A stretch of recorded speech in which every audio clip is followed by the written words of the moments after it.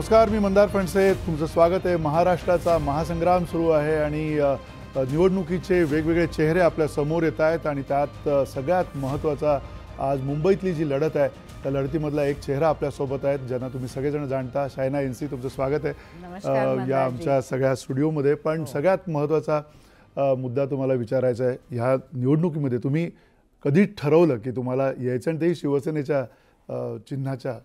मला वाटते की महायुतीचं नेतृत्वाने ठरवलं आणि मी स्वीकार केलं हे चॅलेंज. मला वाटते की दक्षिण मुंबईमध्ये 3 पिढी आमचं परिवारनी काम केलं आणि तुम्ही बघितलं तर दक्षिण मुंबईचे 6 असेंब्ली सेक्शंसमध्ये मुंबादेवी सबसे पीछे है और ये अफसोस भी होता है और कभी दुख भी होता है. कारण तुम्ही बघितलं तर वस्तुस्थिती हे आहे की क्लस्टर रिडेव्हलपमेंट असो किंवा बेसिक इन्फ्रास्ट्रक्चर, सुएज, पाणी पियायचं, इलेक्ट्रिसिटी, तुम्ही मॅक्रो लेवलवरती बघा तर एक स्कूल नाही, एक कॉलेज नाही, ओपन स्पेस तर सोडाच. तर कधी मला वाटते की माँ दुर्गा आणि माँ मुंबादेवीचे आशीर्वाद घेऊन मी इकडे आले आणि परिवर्तनसाठी. आणि माननीय एकनाथजी शिंदे, देवेंद्र फडणवीस, अजित पवार आणि प्रधानमंत्रीला धन्यवाद. अच्छा, पण हे सगळे धन्यवाद आहेत त्याचं कारण आणखीन एक आहे. आम्हाला माहिती आहे की तुमचे वडील ज्यांचं खूप मोठं काम होतं, म्हणजे सामाजिक क्षेत्रामध्ये त्यांनी इतकं मोठं काम केलं होतं नाना चुडासमा यांनी, आणि त्यांच्या कामाची सुद्धा तुमच्याकडे एक ती लेगसी आहे. आणि त्यामुळे तुम्ही जास्ती ह्या सगळ्या समाजसेवेमध्ये आणि राजकारणामध्ये तुम्ही कार्यरत आहात. हां, 20 वर्ष झाले आम्हाला. आमचे 2 संस्था आहे. एक आहे मुंबई माझी लाडकी, जे पर्यावरणवरती फोकस करते आणि तुम्हाला माहिती आहे इको फ्रेंडली गणपती असो किंवा yoga by the way, plantation of trees, saplings adopt करायला एक मोहीम, जेव्हा 2 लाख सॅपलिंग्स दरवर्ष आम्ही देत लोकांना. आय थिंक सामाजिक क्षेत्र एक आहे आणि राजकारणमध्ये पण सक्रिय रूपमध्ये 20 वर्ष झाले. बेदाग करिअर. आणि जसं सांगतात की NC माझं नावात म्हणजे नॉन करप्टेबल, आणि कधी पण मला पैशासाठी नाही करायचं आहे, हे काम करायचं आहे तर जनहितमध्ये. आणि आमचे वडीलनी नेहमीच सांगितलं, Padmashri Nana Chudasama, there are givers and takers in society. The givers sleep well, the takers eat well. So we've always been a giving family. आणि ह्याच्यामध्ये म्हणजे एक जे मला आठवतं की पद्मश्री नाना चुडासमा यांनी म्हणजे आता सगळीकडे बऱ्याच ठिकाणी गेलं होते, ते आय लव्ह पर्टिक्युलर गाव असं ते एक दिसतं.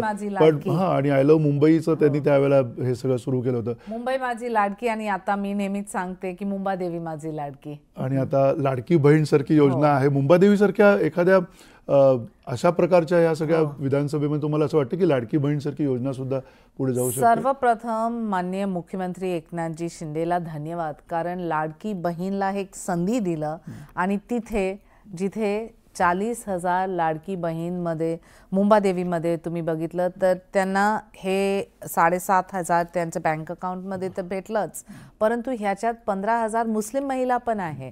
तर हे डिव्हिजिव्ह पॉलिटिक्स नाही, सबका साथ, सबका विकास, सबका प्रयास, सबका विश्वास हे प्रधानमंत्रीने ठरवलं. पर आदरणीय मुख्यमंत्रीने 2.5 करोड महिलांना महाराष्ट्रामध्ये लाडकी बहीणचे हे सशक्त केलं. आणि मला वाटते की हे अपरंपार आहे आणि महिलांमध्ये तेच सपोर्ट आम्हाला पण भेटते. पण तुम्ही एक जो उल्लेख केला की मुस्लिम महिला, तुम्हाला असं वाटतं की कारण तुम्ही आधी भाजपमध्ये होता, आता शिवसेनेमध्ये आहात, त्या अर्थाने तुम्हाला असं वाटतं की तुमच्या सोबत या मुस्लिम महिला आणि हा सगळा परिवार एकच आहे मंदारजी, परिवार एकच आहे, विचारधारा एकच आहे.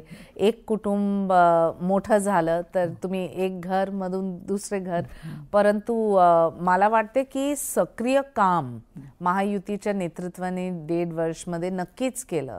तुम्ही खूपच प्रोग्राम्स, आता तुम्हाला बॉर नाही करणार पूर्ण मॅनिफेस्टोचे जे मुद्दे आहे, परंतु तुम्ही बघा युवांसाठी हे स्टायपेंड, किती युवा आहे ज्यांना हे पैसे भेटणार आणि त्यांना एक चान्स, संधी पण भेटलं. महिलांसाठी तर लाडकी बहीण आहे, फार्मर्सला बघा तुम्ही, तर कृषी क्षेत्रामध्ये पण आमचं परिवर्तन. तर मला वाटते की आता जातपात धर्मच्या आधारवरती नाही, 4 वोट बँक आहे प्रमुख. एक आहे महिला, एक आहे युवा, एक आहे किसान आणि एक आहे आमचे लाभार्थी. आणि ते लाभार्थी जे फायदा झालं आणि तुम्ही बघितलं तर येता 1.5 वर्षमध्ये Maharashtra will be the number 1 state in the country. अच्छा, पण हे म्हणताना तुम्ही पुन्हा जे आव्हान स्वीकारले, म्हणजे खास करून मुंबादेवी सारख्या विधानसभा क्षेत्रामध्ये मोठं आव्हान आहे, कारण तिथे अमीन पटेल सारखे एक वरिष्ठ काँग्रेस नेता तिकडे आहेत. खूपच कठीण आहे. परंतु मी पहिल्यांदा तुम्हाला सांगितलं की मुंबादेवीचे आशीर्वाद तर नक्कीच आहे. एक होतं हे स्मिअर कॅम्पेन, जेव्हा मला माल, आयटम, इम्पॉर्टेड माल, बकरी शब्दांचा वापर केलं, which was totally below the belt. आणि ते FIR पहिल्यांदा माझ्या लाईफमध्ये मी पोलीस स्टेशनमध्ये FIR दर्ज केलं. आणि मला हे काय म्हणतात, I think I am proud of the fact that we gave a befitting answer. कारण राजकारणमध्ये नेहमीच आम्ही बघते की महिलाला तुम्ही ऑब्जेक्ट, कधी बकरी सांगितलं, कधी हे, तुम्ही कामवरती फोकस करा ना. आमचं जे काम आहे 20 वर्षमध्ये मी काममध्ये कुठे मागे नव्हते, पुढेच होते. आणि ते कामला बघून तुम्हाला भीती वाटते तर तुम्ही असं नकारात्मक शब्दांचा वापर केला. महिलांचा सन्मान घेऊन एक प्रश्नचिन्ह नक्कीच उठते इकडे. आणि आय थिंक की आदरणीय मुख्यमंत्री साहेबांनी जेव्हा हे संधी दिलं तर महिला पण बघतात की एक महिलाला तुम्ही टार्गेट करता, त्यांचं कामवरती तुम्ही फोकस नाही करतात आणि हे सगळं ऑब्जेक्टिफिकेशन, आयटम, वर्ड्स, तर ते आमच्या पण तुम्हाला असं वाटत नाही, म्हणजे आपल्या समाजामध्ये कर्तृत्ववान महिला असेल तर तिला अशा प्रकारे एक हिणवलं जातच, म्हणजे खास करून पुरुष सत्ताक सगळ्या मानसिकतेमध्ये? नक्कीच असंच होते. परंतु तुमच्याकडे 2 उपाय आहे. एक चूप बसायचं आणि सांगायचं हे तर होत तर आता होईल, आणि तुम्ही एक दिवस इकडे TV डिबेट केला आणि संपलं. आणि दुसरा आहे तुम्ही कानूनचा हात घेऊन एक FIR दर्ज करा. मी सेक्शन 79 आणि 356(2) मध्ये भारतीय न्याय संहिता निमित्त हे केस रजिस्टर केलं. आणि त्यानंतर बघा, संजय राऊतनी सांगितलं की अरविंद सावंत माफी कशा मागतात.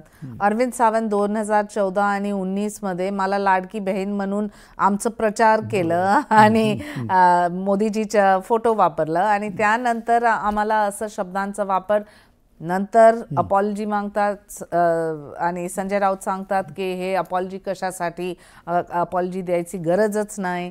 नंतर संजय राऊतचे भाऊ जे आहे, तुम्हाला माहिती आहे, त्यांच्या उमेदवारीला बकरी म्हणायचं. तर हे विकृत मानसिकता आहे. एक तरफ मला वाटते की महाविकास आघाडी जे आहे महिलांचा सन्मान नाही करतात आणि सगळं नेत्री चुप होते. ते सगळं नेत्रींसाठी माझे 20 वर्षमध्ये मी नेहमीच माझं व्हॉइस, तुम्ही बघितलं किती डिबेट्समध्ये, I have never got into party politics. The cause of women is much beyond. आणि नेहमीच त्यांचे पक्ष ठेवायचं, त्यांच्यासाठी बोलायचं. पण आता सगळं चुप. तर I think that this speaks about a mindset, आणि ते माइंडसेटला एक्सपोज करायची गरज होते. पण काय वाटतं, म्हणजे मुंबादेवी सारख्या इतक्या अडीअडचणीच्या त्या सगळ्या परिसरामध्ये तुम्ही काय असं घेऊन येणार जर तुम्हाला निवडून दिलं गेलं? मी तुम्हाला सांगते मंदारजी, 15 वर्षमध्ये एक डेव्हलपमेंट इश्यू नाही जे केलं की करणार. आता पण तुम्ही आमदार साहेबांना विचारा तर ते सांगणार कमाटीपुरा रिडेव्हलपमेंट आम्ही आता प्लॅन सबमिट करणार. कमाटीपुरामध्ये ते दिवशी आग होते. मी खरं सांगते, 1:30 वाजता मी गेले रात्री. एक ॲम्ब्युलन्ससाठी जगा नाही, एक फायर ब्रिगेड सुद्धा आतमध्ये नाही जाऊ शकतात. कमाटीपुरा रिडेव्हलपमेंट, क्लस्टर रिडेव्हलपमेंट इतकी मोठा विषय आहे आणि तुम्ही काय नाही केलं 15 वर्षमध्ये. आत्ता प्लॅन सबमिट करणार इलेक्शनच्या नंतर हे सांगतात. तिथे 10वी गलीमध्ये एक मटर्निटी वॉर्ड होते, ते मटर्निटी वॉर्ड पण क्लोज डाऊन. आता 1 नंबर गलीमध्ये एक आय हॉस्पिटल होते, ते पण बंद. तर तुम्ही इन्फ्रास्ट्रक्चर तर दिलंच नाही. मुंबईतली सगळ्यात जुनी हॉस्पिटल्स आणि जुन्या सगळ्या संस्था तिथे होत्या. हो, फक्त जे हॉस्पिटल राहिलं, आणखीन काय नाही. एक स्कूल नाही, एक कॉलेज नाही, एक लायब्ररी सुद्धा नाही. ते झालं कमाटीपुराचं. आता कुंभारवाडा सेम प्रॉब्लेम, रिडेव्हलपमेंटचा issue. Umarkhadi same problem. BIT chawl इतकी वर्ष आणि तिथे पण तुम्ही काय नाही केलं. फक्त बिल्डर लॉबी सोबत असं बघायचं, हे माझं, ते माझं, हे माझं, ते माझं.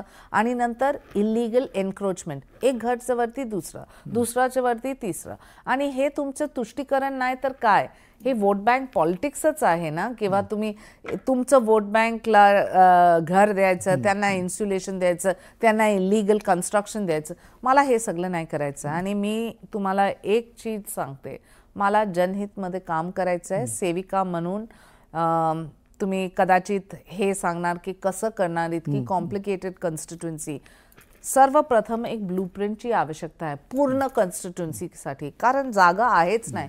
पार्किंगचे इश्यूज आहे, सुएज प्रॉब्लेम्स, पियायचं पाणी, इलेक्ट्रिसिटी, इतकी इश्यूज. टेक्निकल एक्सपर्ट्सला घेऊ, बघा की कसं आम्ही एक एक सेक्शन करू शकतात आणि एकत्र एक रिडेव्हलपमेंट प्लॅन. पण हा जो रिडेव्हलपमेंट प्लॅन असेल, तो प्लॅन करत असताना आता जी मुंबईची जी तुम्ही इतके वर्ष मुंबईकर म्हणून आहात आणि अशा वेळेला तुम्हाला असं वाटतं की मुंबई खरंच बदलते आहे आणि हे सगळं जे काय आत्ताचं काम झालं ते कामसुद्धा तुम्हाला कुठेतरी मतं घेण्यासाठी उपयोगी पडेल. मुंबईतली जी बघा, मुंबईमध्ये इनक्रेडिबल इन्फ्रास्ट्रक्चर, कोस्टल रोड असो, अतल सेतू हो, मेट्रो, अनगिनत लिस्ट आहे. आणि त्याच्या कनेक्टिव्हिटी दक्षिण मुंबईसाठी पण आहे. परंतु दक्षिण मुंबईमध्ये आता तुम्ही बघितलं तर वर्स्ट कॉन्स्टिट्युएन्सी आहे, worst in terms of infrastructure, worst in terms of development, ते आहे मुंबादेवी. ते इन्क्लूडच नाही झाले. आणि हे जे करतात ना ते तुष्टीकरणची राजकारण. तुम्ही कॉमलाच एक इतकी महत्त्व दिलं की ते कॉम तुमच्यासाठी आहे, तुमचं वोट बँक. परंतु मला करायचं काम, कॉम नाही.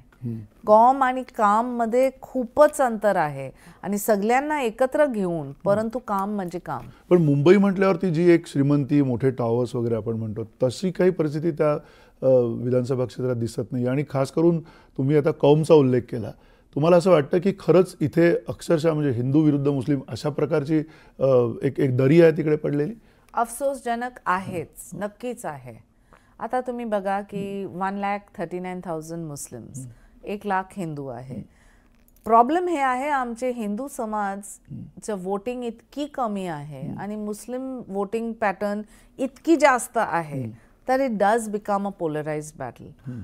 ह्याच्यावरती आम्हाला काम करायचं आहे. तर ते मुस्लिम भाई बहीणला पण समजायची गरज आहे की तुम्ही आधार वोट करा प्रगतीसाठी.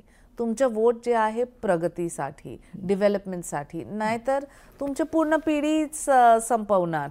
आणि हे काय करतात, तुम्हाला वोट बँक सारखा ठेवतात, परंतु तुम्हाला शिक्षा दिलं का, आत्मनिर्भर केलं का, सुरक्षा दिलं का, काहीच नाही. आणि ते महिला पण समजते तिथे. तर मला वाटते की हे इट विल बी. आणि शिंदे साहेबांचं काम आणि सन्मान अपरंपार. आणि खरं म्हणजे तर एकनाथ शिंदेजी, देवेंद्र फडणवीस आणि अजित पवारचे जे तालमेल आहे आणि महायुतीचं जे नेतृत्व आहे, मोदीजीची जे करिश्मा आहे ते बरकरार आहे मला वाटतं. पण या बरोबर आता तुमच्या मोठ्या सभा होतील, स्वतः पंतप्रधान येतील इकडे किंवा बाकी सगळ्या सभा होतील, पण त्याबरोबर तुम्हाला असं वाटतं की हे जे एक प्रकारचं शिवधनुष्य तुम्ही उचललेलं आहे, कारण विधानसभा क्षेत्रामध्ये खूप काम करावं लागतं आणि 24 तास काम, तुम्ही त्या पद्धतीने तुमची आता तयारी आहे का? 100% तुम्ही बघा माझं ट्रॅक रेकॉर्ड आणि बघा की काय झालं इथपर्यंत. लोकांना विश्वास आहे, लोकांना माहिती आहे की मी स्वतः सकाळपासून रात्रीपर्यंत फक्त पब्लिक पब्लिक पब्लिक, क्योंकि पब्लिक सब कुछ है और पब्लिक सब कुछ जानती है. वोटर ला माहिती आहे की जे लोक काम करणार आणि जे लोक फक्त त्यांच्या स्वतःसाठी एक असं सांगायचं नाही, पण खूपच नेता असं आहे जे भ्रष्टाचाराचे प्रतीक आहे. मी नाही ते. तुम्ही थेट आरोप करायची तुम्हाला गरज नाही वाटत अशावर? केवळ एक प्रकारचं पॉझिटिव्ह एनर्जी घेऊन तुम्ही काम करता? पॉझिटिव्ह एनर्जी घेऊन काम करते. मला काय नकारात्मक नाही सांगायचं. खूप लोक मला सांगितलं, तुम्हाला माहिती आहे, अरे अमीन पटेलनी याकूब मेमनसाठी एक पेटिशन साईन केलं की त्यांना फाशी नाही द्यायचं, आतंकवादी सोबत आहे. मला त्याच्यात नाही पडायचं. मला जे करायचं आहे, माझं काम आहे.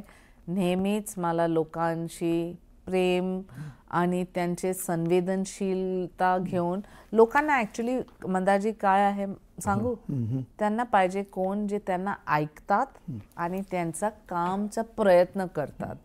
ते निष्ठा घेऊन तुम्ही आले ना अँड मेटिक्युलस प्लॅनिंग, म्हणजे जे एक ब्लूप्रिंट आहे कसं एक्झिक्यूट करायचं, कोणाला बोलवायचं हे कामसाठी. आता मुंबईमध्ये परिस्थिती हे आहे की मुंबादेवी सारख्या क्षेत्रामध्ये कमाटीपुरा ॲज अन एक्झाम्पल, पूर्ण बिल्डर लॉबीला तिथे पण तुम्ही एक एक इलिगल कन्स्ट्रक्शन करणार तर कसं चालणार? किती पैसे पाहिजे तुम्हाला आणि काय करायचं तुम्हाला? तुम्हाला फक्त हे दाखवायचं की तुम्ही लोकांसाठी आहे, परंतु त्यांना दाबून एक वोट बँकच ठेवायचं की त्यांना आत्मनिर्भर करायचं. तुम्ही आता कामाटीपुरा